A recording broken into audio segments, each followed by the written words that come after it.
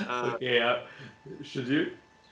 Okay. Well, General Horse and the Package of Doom, it's part game, part movie. It's a full motion video live action game where your choices matter. And whenever you meet a person, actually, whenever you see a movie, you choose what General Horse will do next. it is it is a science fiction comedy that is Funny.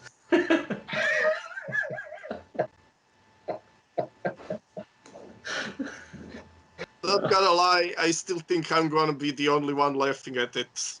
But still, I still do it. You know, I'm making subtitles that are missing. Yesterday evening, I'm typing subtitles and laughing like crazy. Yeah, I don't know if I anyone's was gonna understand this. no, I was worried about that. When you do something and you don't have distance from it, is it really funny? It is funny to you mostly, but I show it to some friends of mine, and was really not sure will they like it because it's not even their kind of humor, and it went great. I was surprised that they like it that much.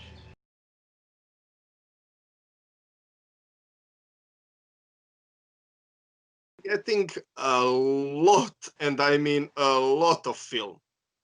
You meet a lot of people and they talk to you. If you loved the 90s FMV, you're gonna love this. This is like that, but glorious and interactive. Well, I hope people will laugh. That was this time in first game we have some political ideas to put in, like we hate all the politic and every system, and laugh. And this time we went shooting only in direction to make people laugh. So that would, I think that should be the real reason why to buy the game.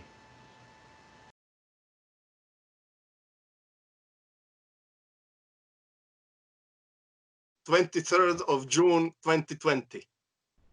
The best year. Primarily Steam. We haven't set up the other places, but we're planning on DRM free version. But primarily Steam. We're just gathering the people to wishlist us on Steam because that number is really important.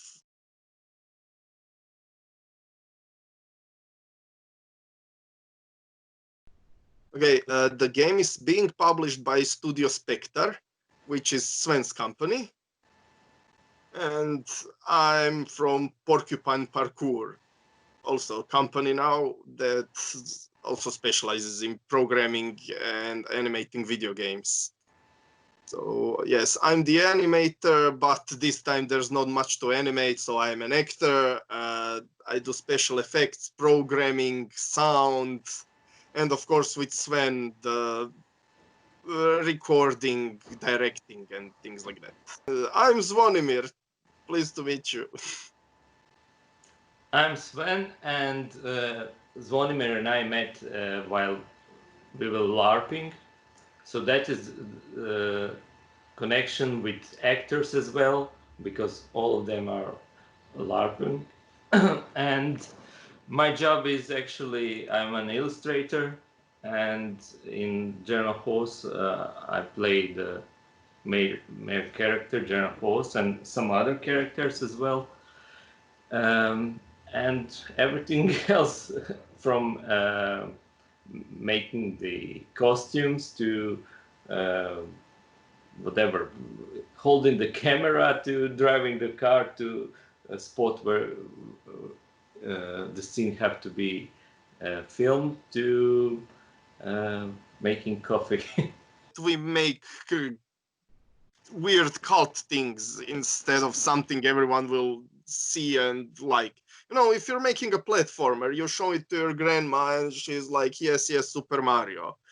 If you make something like Monkey Island, a lot less people know that. If you make an FMV, nobody will have any idea what the fuck you're doing there.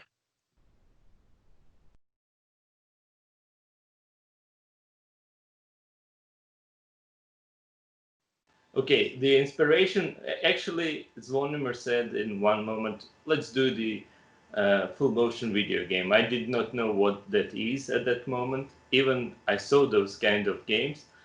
And the inspiration, well, we did not took really inspiration for, but it is close to Red Dwarf in a way.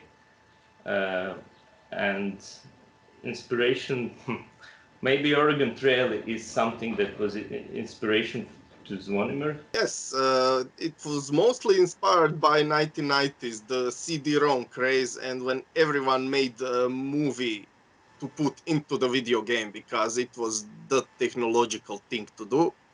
And so I wanted to repeat that experience now that we have the technology where everyone can do that in the same way. So you make a video game and you make it better by filling it with cheap video produced movies, live action. Surprisingly, it's a very rare thing in these days, so it still looks pretty special.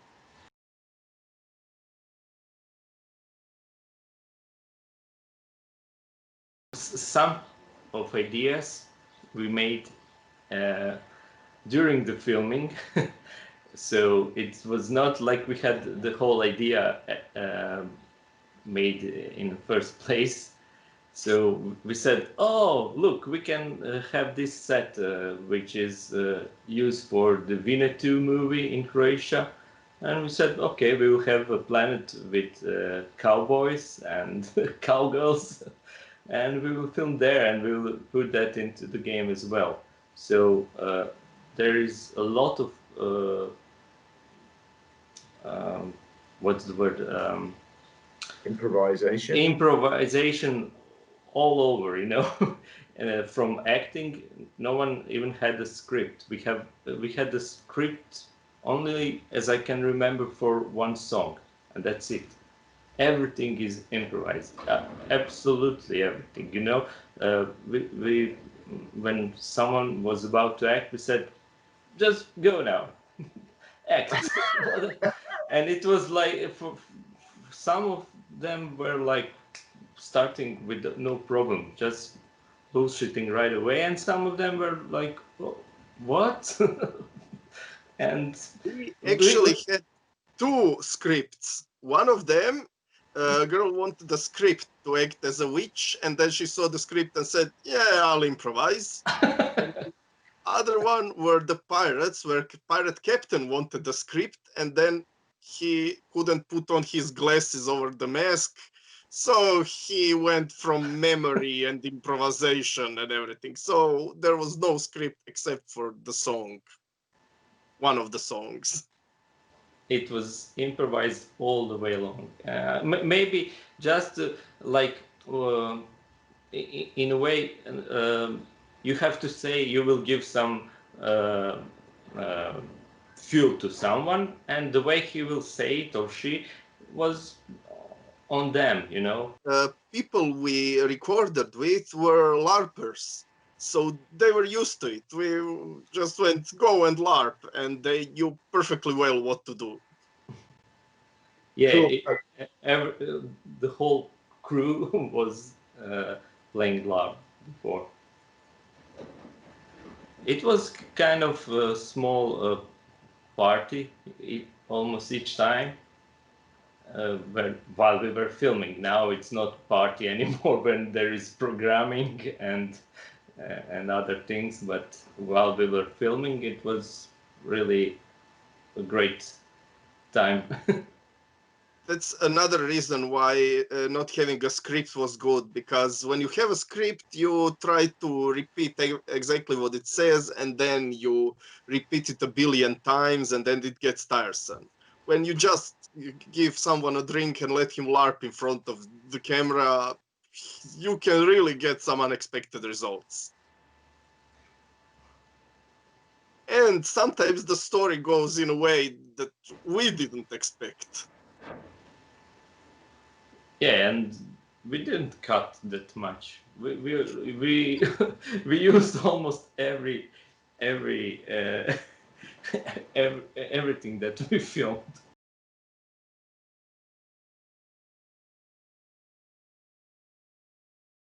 About traveling from one point to another and having a lot of random encounters on the way. So what is the main character doing? Somewhere along the recording, we decided he's a postman, he's delivering a package.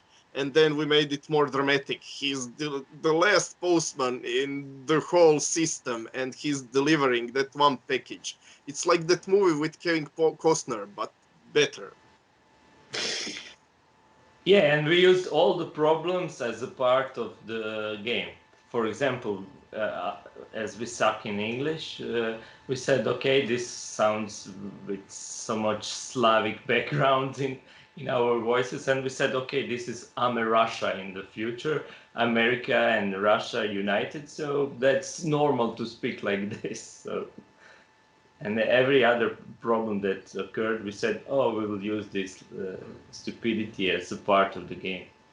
Since most of the locations were just some abandoned buildings, the whole universe is in shambles after many wars. So we added extra drama, and that was the excuse why most of the shit that behind us looks like ruins. There is no year, but it's in a far, far future where magic meets technology, and it's in some unknown system very far from Earth. And the main character, well, Sven, you're the main character. Tell us Okay. something. Well, General Horse was a normal postman in a military postman, but once everyone was dead, the system is that the only one who is alive should have the highest ranking, and so he became a general post office. So and he is the guy who is drunk all the time because and your status is always drunk, more or less, and he's committed to do his job, even not knowing what's inside the package. In a way, you are deciding what kind of character he is. Will you fight or will you escape the fight? So, are you a coward or are brave? It's up to you in some situations. You And can sometimes help someone selflessly or just tell them to piss off. yeah, Or abuse them. I mean, steal something from them. That's a lot of it is on the player.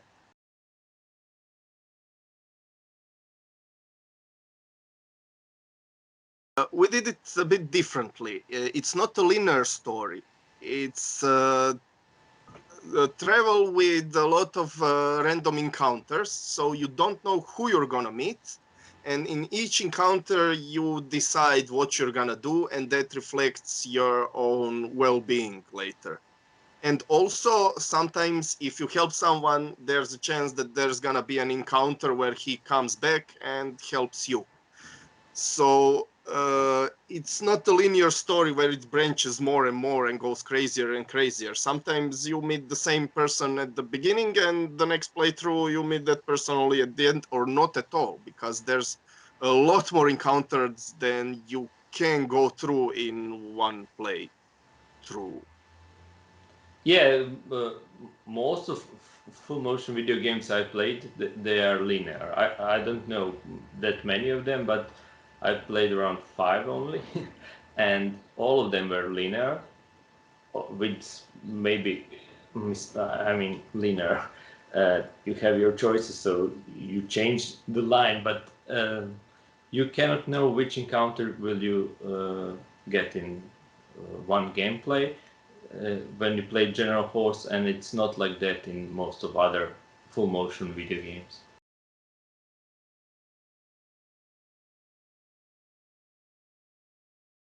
We have our game is a resource management so you can just die or get stranded forever or something like that. But if you win the game, there is an ending, but it's slightly different depending on how you how much trouble you had on the way.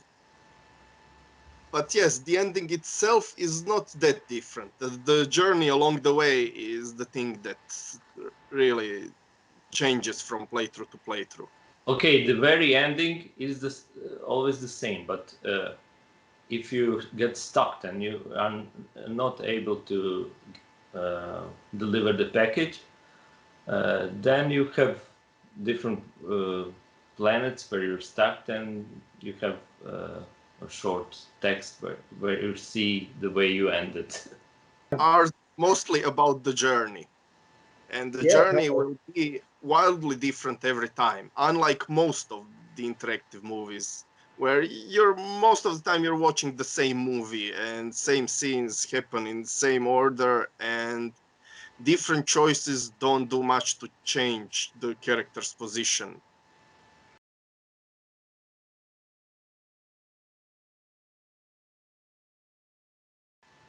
Most of them are obvious once you start playing. Well, what? I mean, we had some bruises, things like that. Oh yeah, we didn't have, when someone had to fall in action scene, we didn't have anything where to fall. You were falling on rocks or something like that. You know, we have action scenes that are not that kind of cool, but actually that's in some situation because some people had to fall on rocks and there was not even there was nothing over there. You had to fall there. So you didn't use stuntmen. You didn't use stuntmen. There was no protection for the actors. No. We're LARPers. We do our own stunts all the time.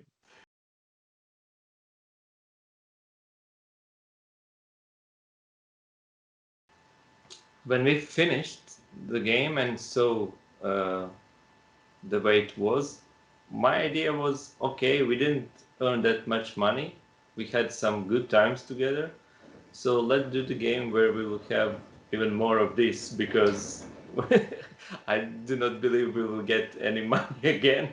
So the idea was, okay, let's do some party time together while we are in the process of making the game. So, and I think it was really, what's the word? We managed to do that now. First one, I mean, we had to write a small novel basically to have all the conversations in the game, and lots of mechanics, lots of animation, tons of work to make this meticulously drawn, beautifully hand drawn and animated game. And people are like, yes, it's nice, it's a point-and-click adventure. So this time we were like, let's do something crazy. Yeah, what people liked most in our first game was comedy, humor, you know. So we said, okay, we'll do the game where we can point it out even more. Yes, because our humor is pretty straightforward, simple, aggressive, sometimes toilet humor, and that never really completely fit in a pretty game like Viktor. Over here, where you just let the person go in front of the camera and go crazy, it really showed it much better. And this time, people that buy the game will know perfectly well what they're buying. So they're going to have to make a new kind of category on Steam for an aggressive toilet humor game. Well, I'd buy that.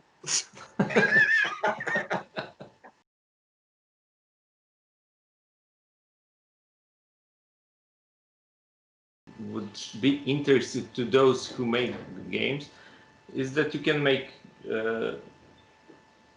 game like this with almost no money at all. Maybe that's... How? It was like this. When you...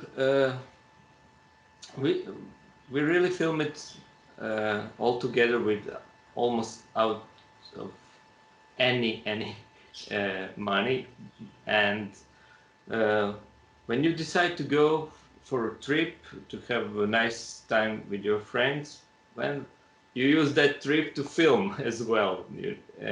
You implement it into the game. When you decide you're going to buy some drinks and have a nice evening, and you invite friends to film, and actually what you need money for is programs. Like we did it in the construct, and you need You technically could have done it in Unity if I was a better programmer. But yes, the good side for making full motion video is that you don't need physics. You don't need quick reactions from people. So it's pretty easy to implement and test and everything, because it's a very chill experience where people just click on what happens next and it plays the next video. Our computers have been good for playing HD video in browsers for years and years. So it's not exactly that you need to make Far Cry. Yes, and you have to adapt. If you are not able to make AAA game, you do what you can. We had a lousy camera, and we said, okay, we will do it in a trash style, and we did not have space that is good for filming.